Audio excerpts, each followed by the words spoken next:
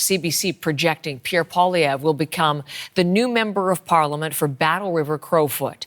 The Conservative leader has 80.4% of the vote, with one poll left to report.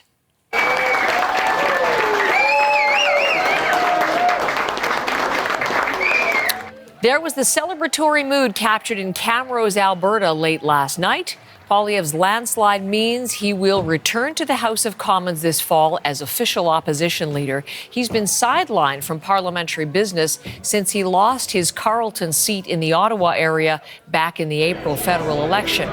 The MP at the time for Battle River-Crowfoot stepped aside and allowed Poilievre to run there. And as a result of last night's result, he will be heading back to Ottawa.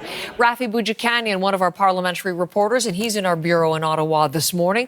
As you look at the scenes and listen to Poilievre's victory speech, Rafi, how is he feeling about the win last night?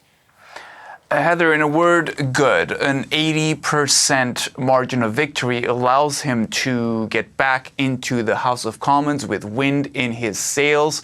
Now, he was showing some humility in his speech as well, and there could be a couple of reasons for that. As you mentioned, he had to displace one of his own MPs to run in Alberta across the country from the Ottawa region he's represented for 2 decades. His opponents had accused him of parachuting in with no intention of really representing Albertans once he got that seat he was fighting for. So his message seemed designed to push back against that. Some might have thought it was a burden for me to come right off the campaign trail in a national campaign and go straight to knocking on doors, to traveling throughout a region of 56,000 square kilometers. But I'll tell you something, it was not a burden at all. This has been a privilege. Getting to know the people in this region has been the privilege of my life. And as if to reinforce all of that, next to him in some of those images was Damien Carrick, the MP who stepped down so he could run. Now, so far, there hasn't been a whole lot of reaction to his victory, other than, of course, from Pierre Poilievre's rank and file, looking forward to welcoming him back into Parliament in September.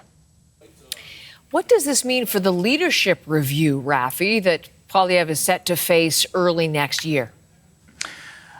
Well, an 80% margin of victory is fairly standard for how Conservatives tend to do in Battle River-Crowfoot, one of the most conservative ridings in this country.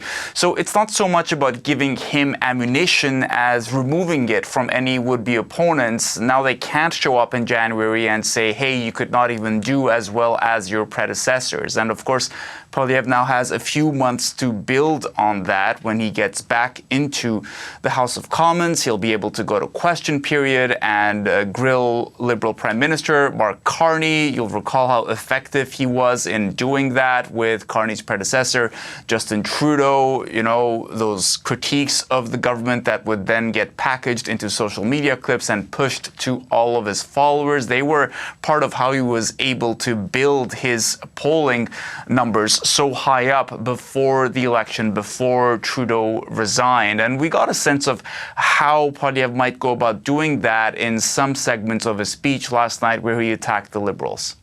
Now, they promised recently that things would be different. But under Mr. Carney and his 157 days in office, they've only gotten worse. There have been many announcements and meetings, many photo ops, and a lot of jazz, but not a lot of results. He sent everyone home for a summer vacation. He sent them home even though the deficit is spiraling out of control. Inflation is up, elbows are down.